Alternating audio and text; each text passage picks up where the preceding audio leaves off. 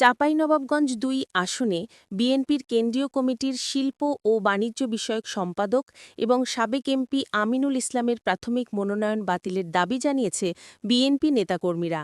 মঙ্গলবার ১১ নভেম্বর বিকেলে নাচোল ডাক বাংলো প্রাঙ্গণে উপজেলা ও পৌর বিএনপির কর্মী সমাবেশে এই দাবি জানানো হয়। এই সময় দাবি আদায় না হলে কঠোর আন্দোলনের হুঁশিয়ারি দেন বিএনপি নেতাকর্মীরা। সমাবেশে বিএনপি নেতারা বলেন, ২০১৮ সালের নির্বাচনে ফ্যাসিস্ট আওয়ামী লীগকে বৈধতা দিতে আমিনুল ইসলাম দলের সিদ্ধান্ত অমান্য করে সংসদে যায়। তারপরেও তিনি সংসদ সদস্য নির্বাচিত হয়ে তার আসনের তৃণমূল কোনো নেতাকর্মীর সাথে যোগাযোগ রাখেননি।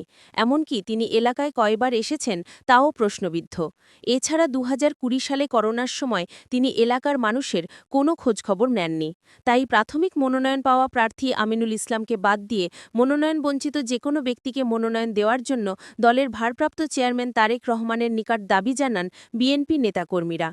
নাচোল উপজেলা বিএনপি সভাপতি এম মজিদুল হকের সভাপতিত্বে অনুষ্ঠিত সমাবেশে বক্তব্য রাখেন উপজেলা বিএনপি সাধারণ সম্পাদক আবু তাহের খোকন, মনোনয়ন বঞ্চিত সাবেক ছাত্রনেতা ও রুয়েটের আহসানুল্লাহ হলের সাবেক ভিপি ইঞ্জিনিয়ার ইমদাদুল হক মাসুদ, মনোনয়ন বঞ্চিত জেলা মহিলা দলের সাধারণ সম্পাদক মাসুদা আফরোজ হক সূচি, বিএনপি নেতা সাইফুল ইসলাম সহ অন্যান্যরা। আমাদের এই পিছিয়ে পড়া জনপদকে সামনে এগিয়ে নিয়ে যাওয়ার জন্য আপনারা জানেন যে বিএনপি প্রণীত ৩১ দফা, সেই ৩১ দফা অনেক বিস্তারিত পরিকল্পনা থেকে শুরু করে আইন প্রণয়ন থেকে শুরু করে সেই পরিকল্পনাগুলোকে বাস্তবায়ন করার জন্য কিছু দক্ষ অভিজ্ঞ রাজনৈতিক নেতৃত্ব প্রয়োজন। আল্লাহ আমাকে যে জ্ঞান যে অভিজ্ঞতা দিয়েছেন সেগুলোকে কাজে লাগিয়ে আমি সেই ৩১ দফার বিভিন্ন দফা থেকে আইন প্রণয়ন থেকে শুরু করে কর্ম পরিকল্পনা প্রণয়ন এবং সেগুলোর বাস্তবায়নে আমি কাজ করতে চাই। পরিশেষে শুধু আমি একটু বলতে চাই, প্রাথমিকভাবে যিনাকে মনোনয়ন দেওয়া হয়েছে, আমরা বিএনপিকে আমাদের প্রাণের চেয়ে তো ভালোবাসি, আমরা ধানের শীষকে আমাদের প্রাণের চেয়ে তো ভালোবাসি। আমাদের মাঠের যে অনুভূতি, আমরা যদি ভুল না করে থাকি তাহলে ওনার নমিনেশন পরিবর্তন না করলে অত্যন্ত পরিতাপের বিষয় যে আমরা এই আসনটা হারিয়ে ফেলব।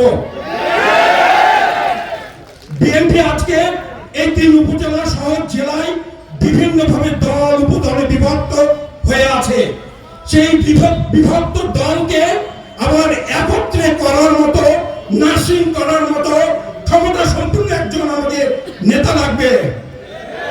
যিনাকে নমিনেশন দেওয়া হয়েছে উনি আসলে প্রচন্ড একজন দাম্ভিক মানুষ। আজকে পর্যন্ত উনি প্রতিদ্বন্দ্বী প্রার্থী আমরা যারা মাঠে ৩১ দফাকে নিয়ে চষে বেরিয়েছি, তাদেরকে আজকে পর্যন্ত উনি একটা ফোন কল দিয়ে একত্রে বসায় এক কাপ চা খাওয়ার প্রয়োজন মনে করেন নাই। উনি আমার ৩ উপজেলার যে কমিটিগুলো আছে সেই কমিটির সভাপতি, সেক্রেটারি সহ কোন একজনকে একটা ফোন কল করে একত্রে বসে দলকে কিভাবে ঐক্যবদ্ধ করে ধানের শীষকে জিতানো যায় সে ব্যাপারে কোনো কর্মসূচি গ্রহণ করেন নাই বা কোন রকমের কোন দেখতেছি না। যার অর্থ উনি আসলে আমাদের এই বিভক্ত দলকে একত্রিত করে ভোটের আগে ধানের শীষের জন্য যেন বিএনপির প্রতিটি স্তরের নেতা কর্মী সবাই যেন একত্রে আমরা ঝাঁপিয়ে পড়তে পারি সেই কর্ম উদ্যোগগুলোর মধ্যে নেই। সুতরাং ওনাকে বাদ দিয়ে আমাদের অবশিষ্ট যে ক্যান্ডিডেট গুলো আছে তাদের মধ্যে থেকে যিনি দলকে একত্রিত করে বিজয় অর্জন করতে পারবে এরকম একজনকে অবশ্যই মনোনয়ন দিতে হবে। কোর্টে যে কোনো ফয়সালার পরে আমাদের আপিলের সুযোগ থাকে। ঠিক একইভাবে আমাদের হাইকমান্ড কর্তৃক মনোনীত প্রার্থী পুনর্বিবেচনার জন্য আমরা সবাই আপিল করতেছি। সবাই আপনারা দয়া করে আপিলের এই চিহ্ন দেখান। আমাদের এই আপিলের আবেদন আমাদের বিএনপির সর্বনেতৃত্ব পর্যন্ত যেন পৌঁছে যায় সে ব্যবস্থা করবেন। আমার কথা আর না বাড়িয়ে ইনশাআল্লাহ আমরা আশাবাদী আমাদের এই আসনের মনোনয়ন চেঞ্জ করা হবে।